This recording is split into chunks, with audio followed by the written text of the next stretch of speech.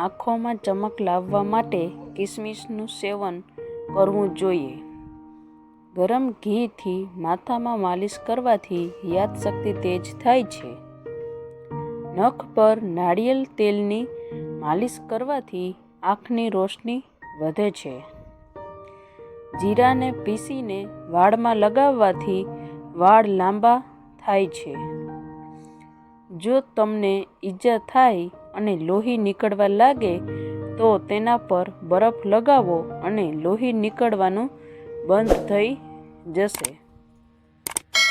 નાભીમાં olive ઓઇલના 2 ટીપા નાખવાથી હૃદયના ધબકારા નિયંત્રણમાં રહે છે. સવારે ઉઠ્યા પછી હૂંફાળું પાણીમાં મીઠું નાખીને કોગળા કરવાથી છાતી સાફ થાય છે. ખરતી અને કરચલીવાળી ચામડી માટે દાડમનું સેવન કરો. દાડમનું સેવન કરવાથી કરચલીઓ માટે ફાયદાકારક છે. રોજ રાત્રે સૂતા પહેલાં બદામની દાળ ખાવો અને દૂધ પીવો. તમારા હાડકાં મજબૂત બનશે અને તમારા શરીરને પણ ઘણી શક્તિ મળશે. જો પગ કે શરીરમાં દુખાવો થતો હોય તો ગરમ પાણીથી સ્નાન કરો. આ શ્રેષ્ઠ ઈલાજ છે. અઠવાડિયામાં 1 કે 2 વાર કારેલાનું શાક ખાવો. તેનાથી ચહેરાની ત્વચા ચોખ્ખી રહે છે.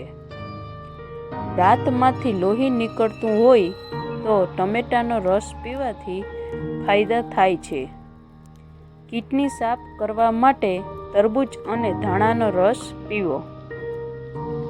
રોજ સવારે ખાલી પેટે 1 સફરજન ખાવાથી કબજિયાત દૂર થાય છે.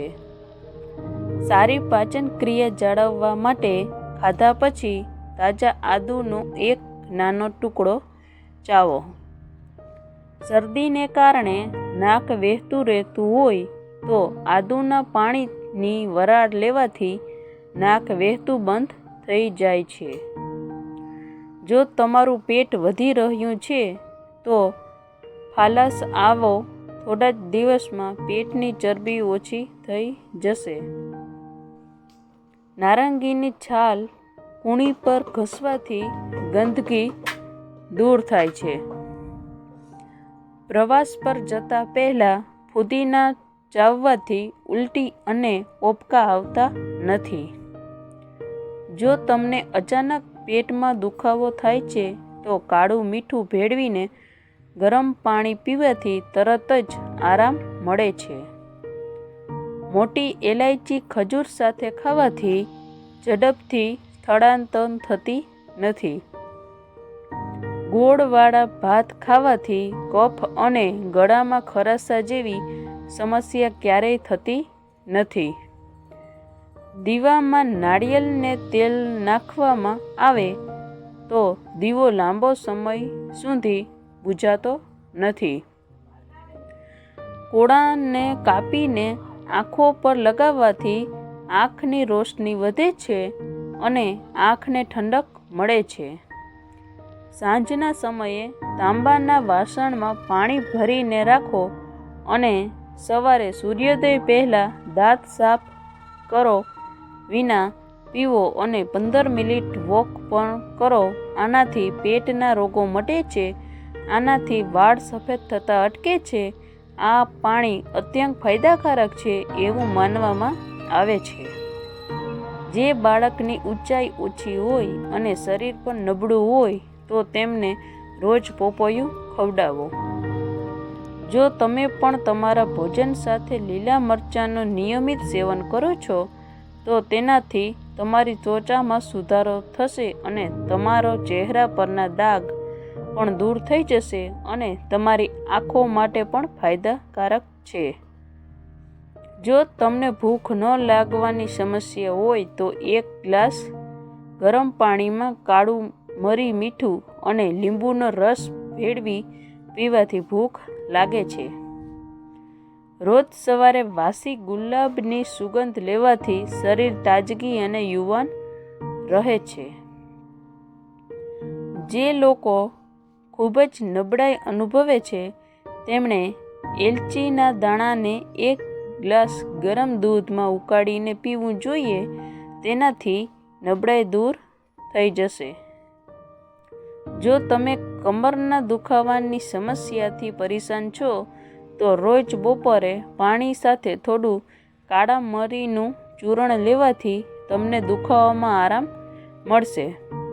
તુલસીના પાનનો ઉકાળો પીવાથી શરદી અને ઉધરસમાં રાહત મળે છે. જો તમને છાતીમાં દુખાવાની સમસ્યા હોય તો સેલરીના મૂળનું સેવન કરવાથી દુખાવામાં આરામ મળે છે. કાજુનું સેવન મન અને દ્રષ્ટિને તેજ બનાવે છે, પરંતુ તેનું વધુ સેવન ન કરો. દ્રાક્ષને મીઠા સાથે ખાવાથી ફેફસાનું કેન્સર થતું નથી. કાકડીનું સેવન કરવાથી હૃદયને ધબકારા સામાન્ય રહે છે. ભેંસના દૂધમાં ખજૂર ભેળવીને પીવાથી શરીરની ઊંચાઈ તેમજ સ્વાસ્થ્ય જળવાઈ રહે છે.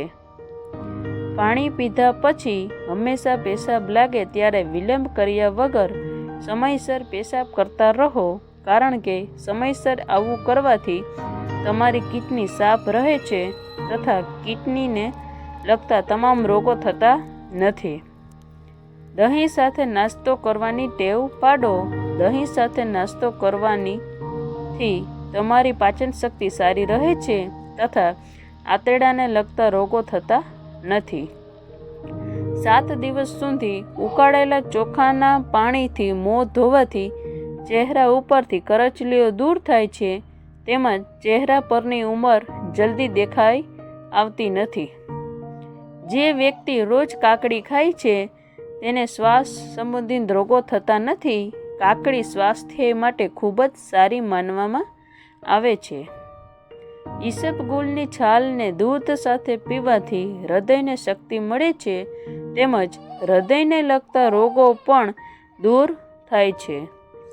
વધારે પડતું કાજુનું સેવન ફાયદા કરતાં નુકસાન વધુ કરે છે.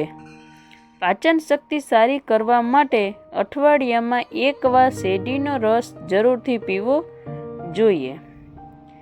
શેરડીના રસમાં આદું ભેળવીને પીવાથી શરીરમાંથી ગરમી ઓછી થાય છે તેમજ ગરમી ઓછી લાગે છે.